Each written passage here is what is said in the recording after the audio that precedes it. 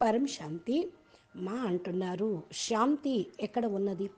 బేహద్దుకే బేహద్దు కళ పరంధామంలో ఉన్నది. అక్కడ వాయుమండలమే శాంతి.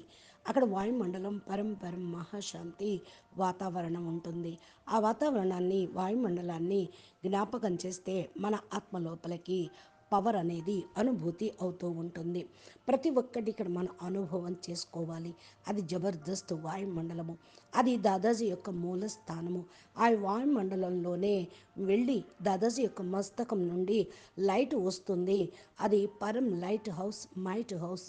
దాని నుండి పవర్ వస్తుంది అనే స్మృతి చేస్తూ ఉంటే ఆ పవరు మీ లోపలికి వస్తుంది. గ్రహించేదెవరు? ఆత్మయే.